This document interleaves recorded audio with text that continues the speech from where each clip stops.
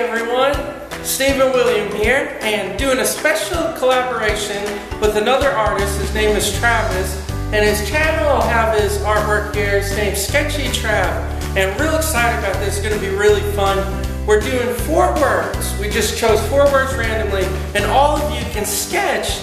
You can sketch as many characters as you want to see, but you have to use those 4 words.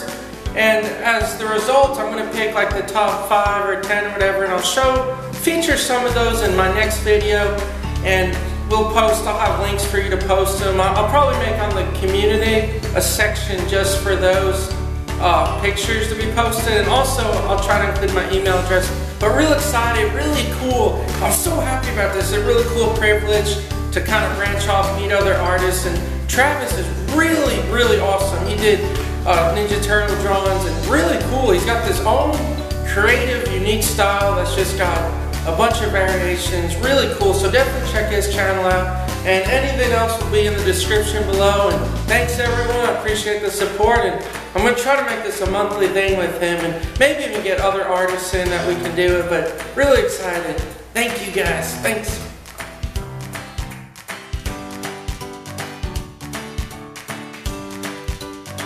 So something extremely important that I want you all to really sink in and learn, because I saw so many of your works, really awesome stuff you've been sending on the Google community page.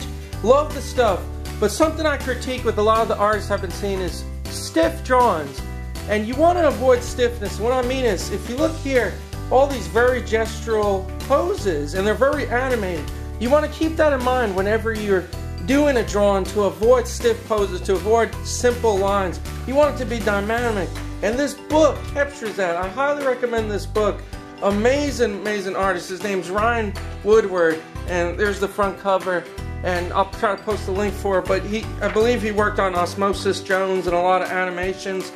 But keep that in mind when you're sketching, and you want it to be lifelike. And look how he does this, just beautiful stuff, very fluid, very animated. And all he's using is simple gesture lines. He's using tons of different values. So really, really keep this in mind. Now I'm going to do a couple of gestures. You know, I'm going to work about 3 minutes each on them, just so you all can get a feeling of being loose, creative. And once again, just look at this. Just beautiful, beautiful work. And if you go towards the front of it, it kind of starts off with much simpler things, but everything's beautiful.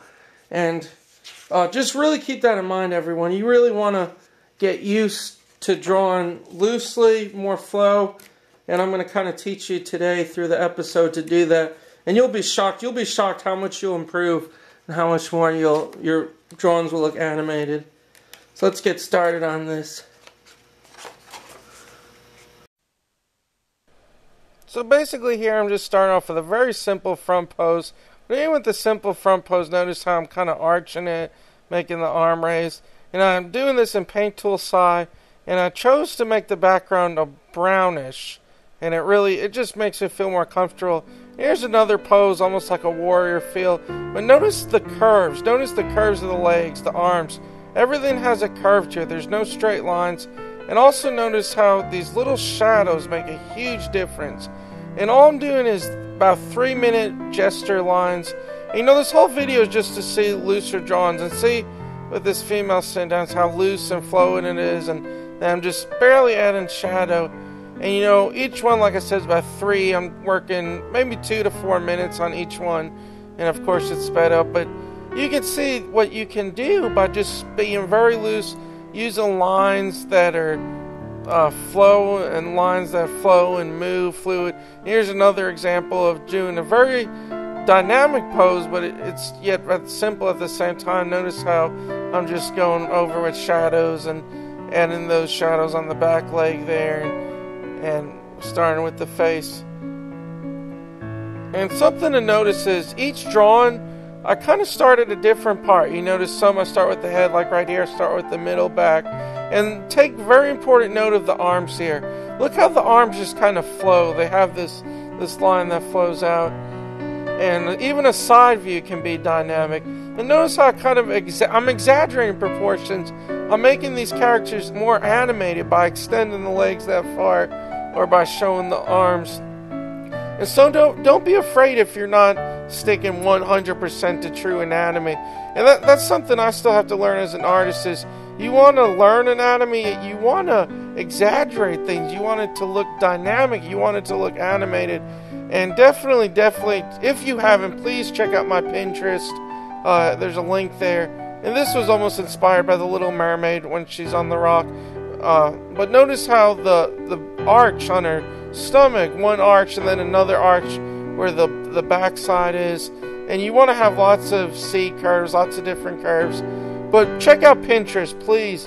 Pinterest is absolutely amazing.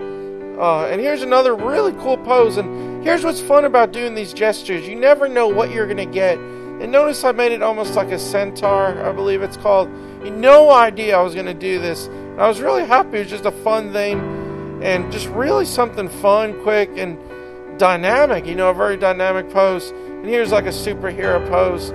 And the hard thing is when you're doing these is to do it fast. And also keep in mind, none of these are final drawings. Everything is a work in progress. So don't expect like real amazing, beautiful works right here. It's just, all it is just to get loose flowing lines to practice, to feel more comfortable.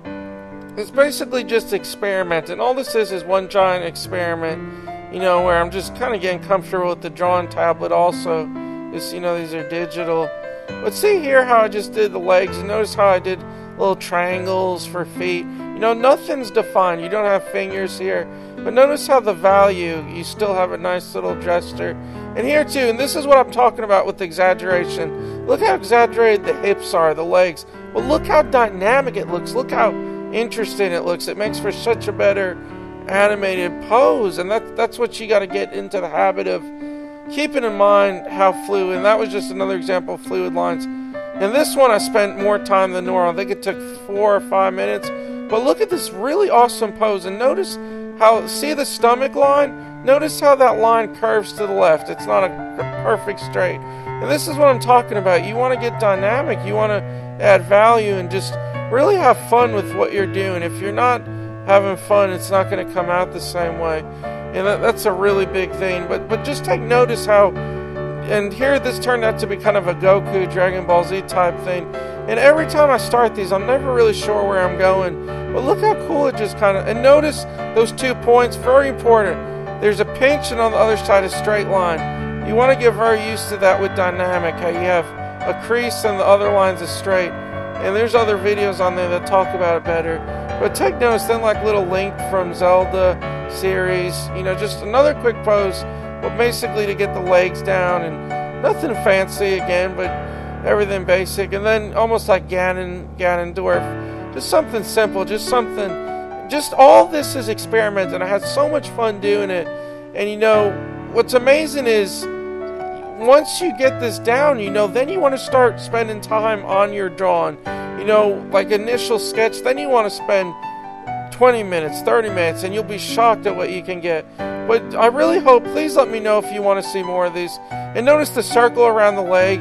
It's just to show how it's a nice flowing line, a nice curve, and just really animated leg. I was happy with how the leg came. But once again, this is all just to get in the habit, to get inspired. Because once you start doing these, you get more creative. And notice kind of like the Catwoman thing. And notice how I'm, once again, starting with different lines. Everything's flowing. But once again, it's all, none of it's a finished work.